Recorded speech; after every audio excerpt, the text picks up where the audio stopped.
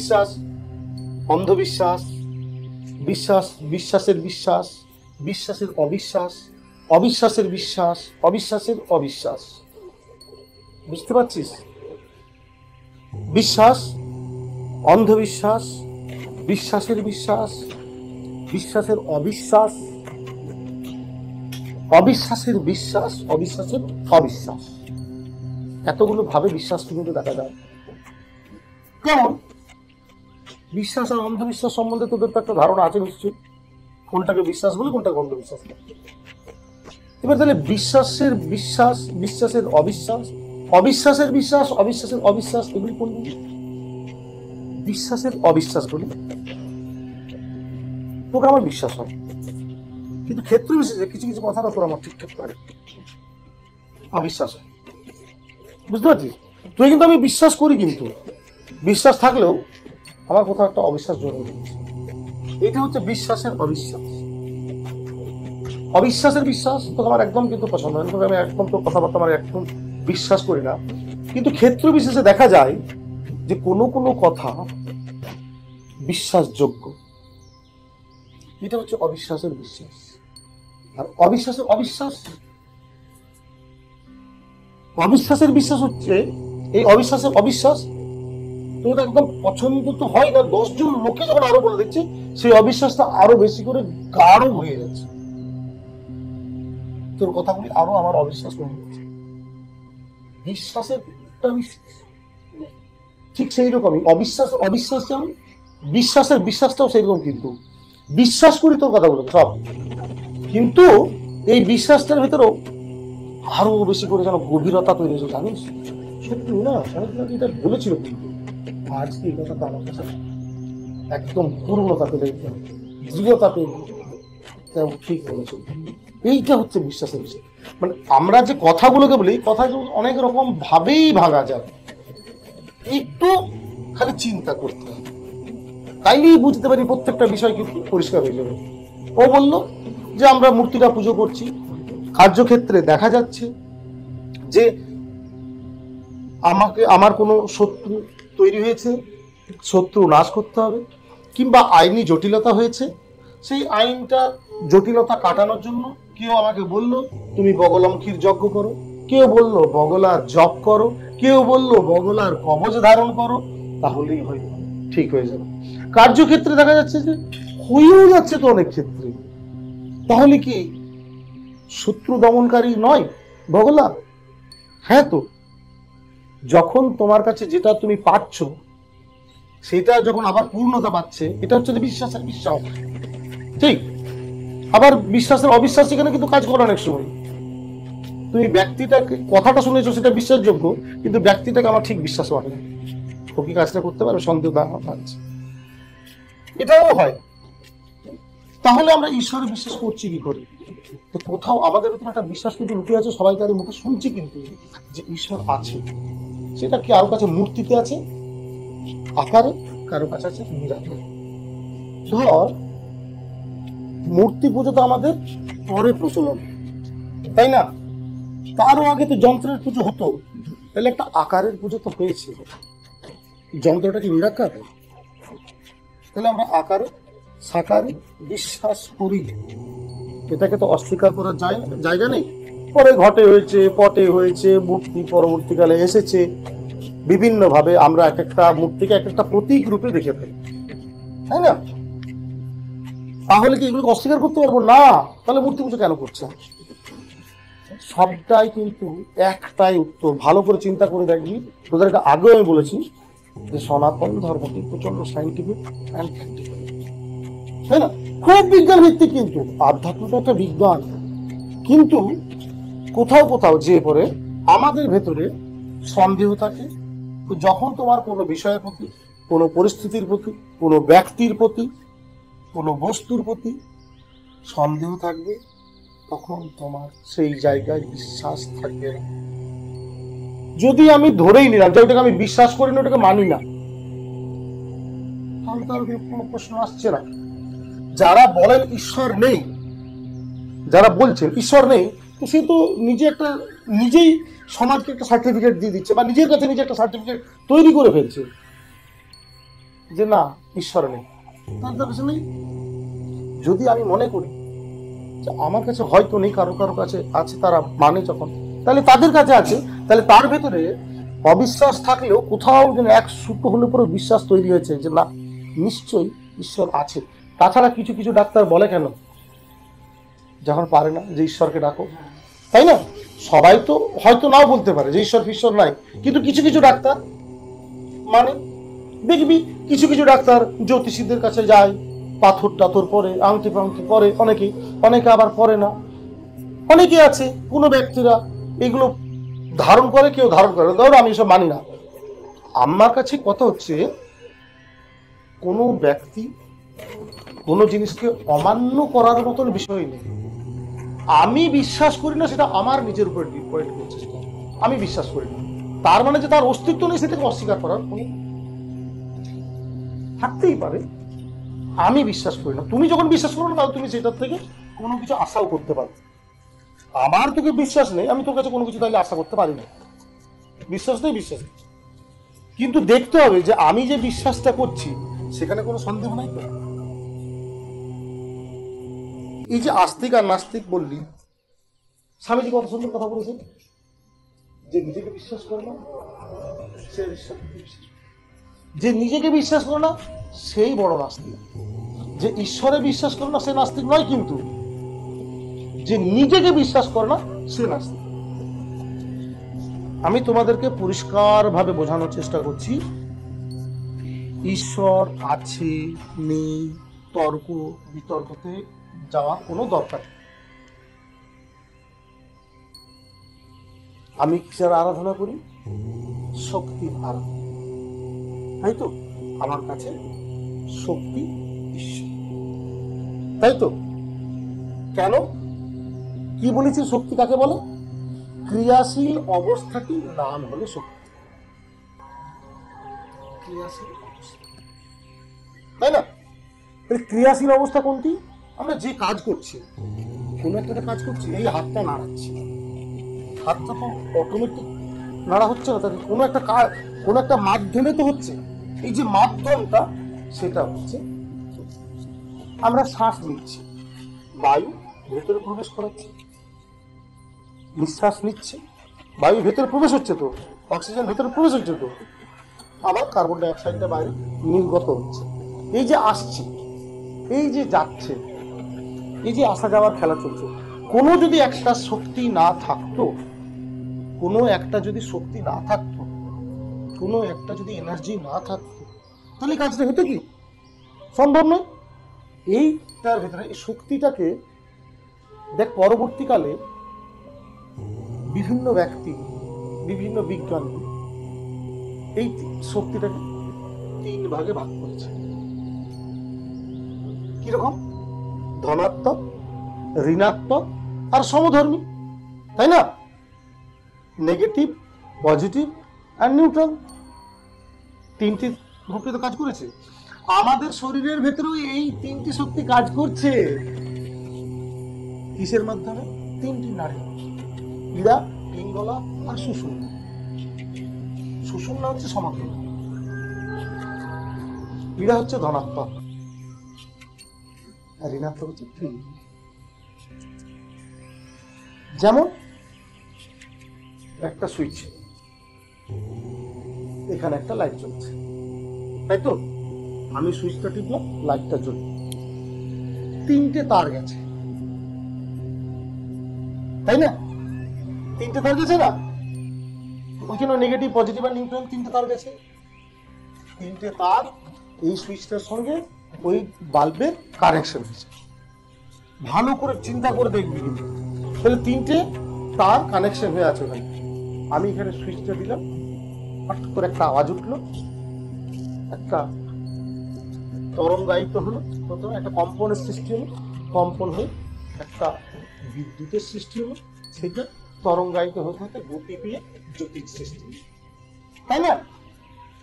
ঠিক সেই রকম আমরা যখন ধ্যানের অভ্যাস করছি, প্রাণায়ামের অভ্যাস করছি, জপ করছি, জগৎ সৃষ্টিতে বলেছি দুটি জিনিসের গুরুত্বপূর্ণ ভূমিকা আছে। কি? শব্দ আর ভাষা, সাউন্ড। এটাকে কোনো রকম ভাবে আমরা অস্বীকার করতে পারি না।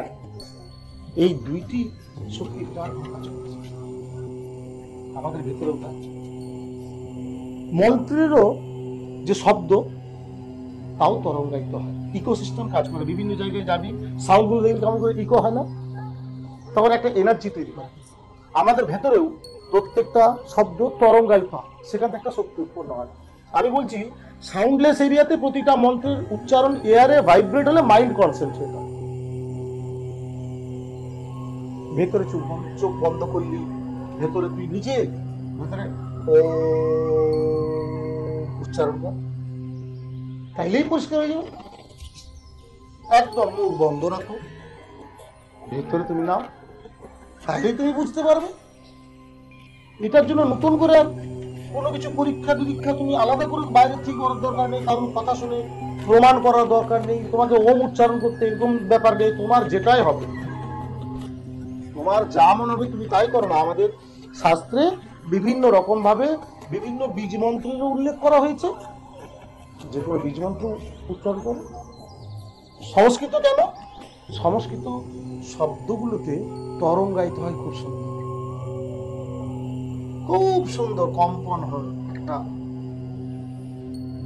ঠিক সেই রকম। যেমন দেখ সমুদ্রে কিনারাতে অনেক তরঙ্গ লহরী চলছে, বুঝতে পারছিস, কিন্তু মাঝখানে জল স্থির, তাই না? মাঝে জল স্থির। গেছিস সমুদ্রে?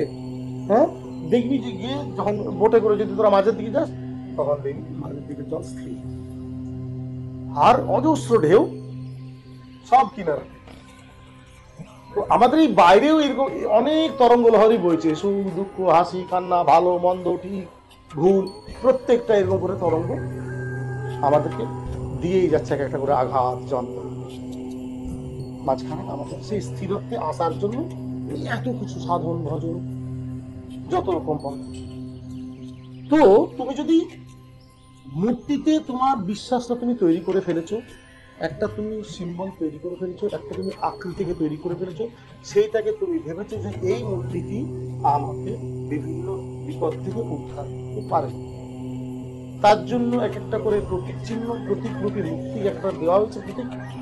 সেই খেলটাতে আমরা কখনো বলছি বগলা, কাউকে বলছি ছিন্নমস্তা, কাউকে বলছি ধূমাবতী, কাউকে বলছি তারা, কাউকে বলছি শিব, কাউকে বলছি কালী, কাউকে বলছি কৃষ্ণ, কাউকে বলছি এক একটা করে রূপ দিয়েছি, এক একটা করে ক্যারেক্টার তৈরি করে দিচ্ছি, তার মধ্যে নিয়ে আমাদের মাইন্ডসেট করে ফেলছি। তার আরাধনা সেইভাবে আমাদেরকে শাস্ত্রভাবে বুঝিয়ে দেওয়া হচ্ছে। আবার সেই শাস্ত্রে বলা হচ্ছে একক দ্রব্য দ্রব্য এক হাত বলছে। কখন সেটা তুমি যখন এই পথটা ধরে এগিয়ে যখন সেই তোমার গন্তব্যস্থলে পৌঁছাবে, তখন দেখবে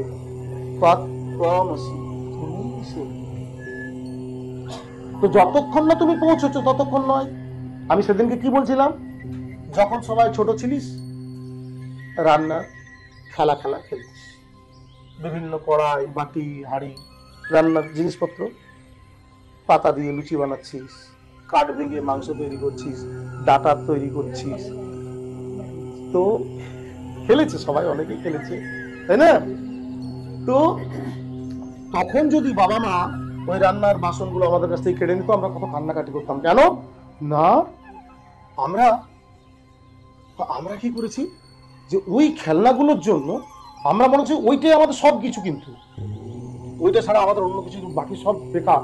ওইটাকে আমরা এতটা বেশি প্রায়োরিটি দিয়ে ফেলেছিলাম ছোটবেলাতে, তাই না? যত সময় অতিক্রম হয়েছে, যখন আমরা ধীরে ধীরে ধীরে ধীরে বড় হয়েছি, আমরা বুঝতে পেরেছি দূর ওটা তো খেলার জিনিস, সময় নষ্ট করেছি আমরা। হ্যাঁ, আজকে যেটা করছি রান্নাঘরে গিয়ে পরে হাঁড়ি কড়াই বাসন নিয়ে, এইটাই আমাদের সব কিছু। হ্যাঁ, এইটাকে যারা অতিক্রম করে চলে গেছে তারা বলছে দূর এটা নিয়ে খেলা করে সময়টা নষ্ট করছিস, যা বরং একটু জব ধ্যানের দিকে সময় দিয়ে কাজে লাগে। তারা ওই অতিক্রমটা করে এসছে বলে তাদের কাছে এটা খেলনা বলে মনে হচ্ছে। আজকে আমরা যদি বলি তুই যা, তুই ভাতের হাঁড়িটা উল্টে দেখা, কি করবি, ফেলে দিবি? তোকে যদি বলি তুই মানবি না, কেন না ওইটার জন্যই তো, তখন তুই বলি বাবা পেটের জন্যই তো বসে তোমার কথা শুনছি। এটাই তো ভালো করে চিন্তা করতে হবে। তার মানে কি তিনি যা বললেন যে না এইটা নিয়ে খেলে সময় নষ্ট করিস না, তাহলে কি এটার ভিতরে কোনো বাস্তবিকতা নেই? নিশ্চয়ই আছে। তিনি এই জায়গাটা অতিক্রম করে তবে তিনি বুঝতে পারছেন। আমরাও যখন এই জায়গাটা অতিক্রম করবো তখন আমরা বুঝতে পারবো যে এটা আমরা সময় নষ্ট করছি না, তার আগে না। কিন্তু তো তুমি যতক্ষণে তোমার জায়গাতে পৌঁছবে ততক্ষণ তুমি কিছু বুঝতে পারছো না। ধ্যান স্থির হতে সহযোগিতা। যখন আমি স্থির হব তখন আমি সিদ্ধান্তগুলি সঠিকভাবে নিতে পারবো। আমার প্রত্যেকটি যখন সিদ্ধান্ত সঠিক হতে থাকবে, প্রত্যেকটি কাজে আমি সক্ষম হব। তখন শত্রু থেকে মুক্তি পাবো। তখন আমার প্রত্যেকটি কাজকে ভালো ভালো হবে। যেখানে কোথাও ভুল ত্রুটি থাকবে সেগুলোকে সংশোধন করতে পারবো, ধীর স্থির হতে পারবো, ছোট ছোট বিষয়ে তর্কে জড়াবো না, অহংকার সবসময় কাজ করবে না, মাথা ঠান্ডা রেখে শান্ত হয়ে কাজ করবে।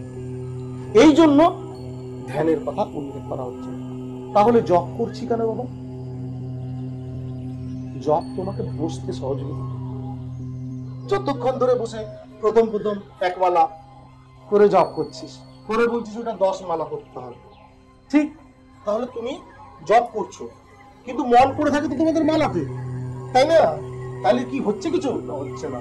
অজপ আজপ একটা আলাদা বিষয়, সেই বিষয়েও তোমরা ধীরে ধীরে বুঝতে পারবে। যতক্ষণ না ততক্ষণ বুঝতে পারছো তোমরা মালাতেই জপ করো, মন থাকলে মালাতে আছে তো কোথাও মনটা, তার গুরুত্ব দেওয়ার দরকার। কিন্তু তুমি যদি মনে করো 10 মালা করো, চলো আধা ঘন্টা তুমি বুঝতে তো পারছো, পরবর্তীকালে ওই আধা ঘন্টা তোমার ধ্যানে বসার জন্য ভালো করে চিন্তা করে দাও। একদিনে কি ধ্যানটা সম্পূর্ণ হবে? একদিনে ধ্যানটা পূর্ণতা পাবে না। ধীরে ধীরে ধীরে ধীরে মন বিক্ষিপ্ত ভাবে বিচলিত হতে থাকবে, চঞ্চল অবস্থায় থাকতে পারবো, সব রকম ভাবে চঞ্চল হব খালি। তাহলে মন যখন আমাদের অন্তর্মুখী হবে ধীরে ধীরে ধীরে ধীরে ধীরে ধীরে, তখন আমরা প্রত্যেকটা কর্মে কিন্তু সফল হতে পারবো, প্রত্যেকটা সিদ্ধান্ত সঠিক নিতে পারবো। যখন আমি স্থিরত্বে আসবো, তার আগে না। কিন্তু বারবার বলছি, ঠান্ডা মাথায় বোঝার চেষ্টা করো যে আমরা যত বেশি ধীর স্থির হতে পারবো তত আমাদের কর্মে আমরা সফল হব। তার আগে কিন্তু সফল হব না, তার আগে কিন্তু আমরা সফল হতে পারছি। তা আমি সবাইকে বলবো প্রত্যেকে ধ্যানের অভ্যাস কর।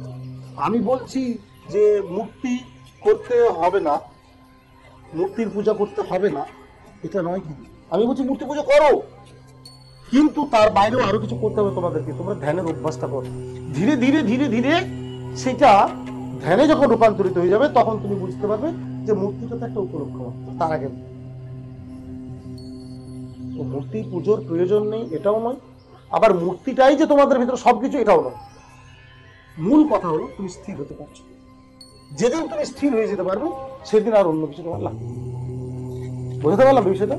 পরিষ্কার হলো তোর কাছে? আর অন্য কিছু না।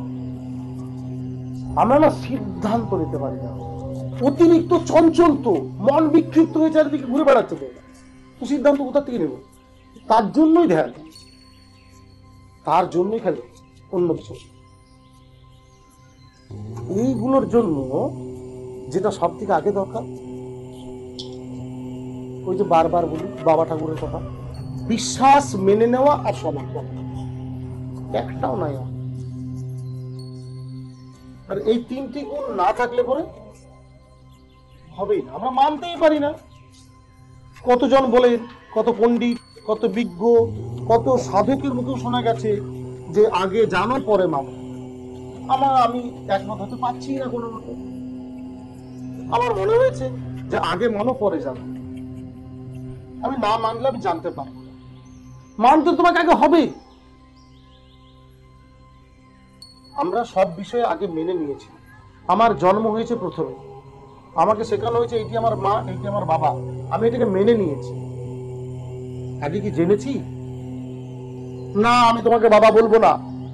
আগে আমি জানবো যেদিনকে আমি ডিএনএ টেস্ট করবো, তারপর তোমাকে বাবা বলবো নাকি? তার আগে বলবো না। না, তুমি আমার মা হতে পারো না। আগে আমি টেস্ট করে দেখি যে তুমি আমার মা কিনা, তারপর তোমাকে মা বলবো। এটা তো নয়। মেনেছি বাবা আগে প্রথমে আমি, তারপর জানার চেষ্টা করছি। ধীরে ধীরে ধীরে ধীরে ধীরে ধীরে মনে হয়েছে যে হ্যাঁ তুমি আমার মা। এটা প্রথম থেকে আমরা মেনে নিয়েছি। আমাদেরকে বোঝানো হয়েছে সেই বোঝানো কথা কিন্তু অস্বীকার করতে পারি না। আমরা বই পড়েছি, শিক্ষক শিখিয়েছেন আমাদেরকে যে তাজমহলটি সাদা রঙের, আমি মেনে নিয়েছি। না, শিক্ষককে বলে যাবে যে না, আগে আমি যাবো দিল্লি, আমি আগে যাই, তারপর আগে তাজমহল দেখবো, তারপর তোমার কথা মানবো, আগে আমি জানি তারপরে। এরকম তো নয়। তোমাকে প্রথমে বিশ্বাস করতে হবে তার কথাটিকে, তারপর তোমাকে মেনে নিতে হবে, তারপর তুমি সেটা জানতে পারবে। না মানলে জানা যায় না। যুক্তিবাদীরা বিভিন্ন যুক্তি তাদের মতো করে করতেই পারে, এখানে কিন্তু অস্বীকার কথা নাই। হয়তো তার কাছে মনে হয়েছে না আগে আমি জানবো তারপর আমি মানবো, কিন্তু তুমি আগে মানো। না জানলে পরে তখন তুমি বলতে পারো, আগে মেনে নাও। ভূত আছে, প্রেত আছে না নাই, সেগুলো পরের কথা বাবা। থাকতেই পারে, যেটা সম্বন্ধে আমার জানা নেই সেটা কি নেই। আমি আমেরিকা যাইনি, আমেরিকা সম্বন্ধে গল্প শুনেছি মাত্র, টিভিতে দেখেছি, তার বাস্তবিকতাটা কতটা আছে আমি কি করে জানবো? ওইটাই যে আমেরিকা, এটা তো আমাকে জানতে হবে, জানার জন্য তাকে মানতে হবে। আমরা আগে বাস, না আগে দিল্লি যাচ্ছে কিনা দেখে নি আগে বাসটা, কি করে দেখবো? আমি বাসটাতে সবার মুখে শুনেছি যে এই বাসটা দিল্লি পর্যন্ত যায়, মেনে নিয়েছি, টিকিট কেটেছি, কাউন্টারে গেছি, মেনে নিয়েছি যে হ্যাঁ ভাই এই বাসটা ওরা বললো আমাকে বা যাই। আমি লোকটার কথাকে বিশ্বাস করেছি, কাউন্টারে গেছি, টিকিট কাউন্টারে টিকিট কেটেছি, কন্ডাক্টরকে জিজ্ঞাসা করেছি, কন্ডাক্টর বলেছে হ্যাঁ আমাদের বাসটা দিল্লি যাবে। আমি বাসটা টিকিট নিয়েছি কন্ডাক্টরের কথা মতো, আমি চেপেছি, ড্রাইভারকে ভরসা করেছি, ড্রাইভার আমাকে ঠিকভাবে নিয়ে যাবে, আমি যেতে পেরেছি। দিল্লি পৌঁছানোর পরে বুঝলাম যে হ্যাঁ এটাই দিল্লি। লাগে না, এই ড্রাইভার আমি তোমাকে বিশ্বাস করতে পারছি না, না তুমি কন্ডাক্টর তুমি মিথ্যা কথা বলছো, আগে আমি জানবো যে হ্যাঁ তো এটা দিল্লি যাচ্ছে, তারপর তো কিভাবে জানবো আমি? কিভাবে জানবো? জানার জায়গাটা কোথায়? কোথাও না কোথাও কিছুক্ষণের জন্য আমাকে প্রথমে মেনে নিতে হবে, তারপর আমি সেটাকে জানতে হবে। ছোট বিষয়, আমরা সবকিছুতে তর্ক করতে চাই।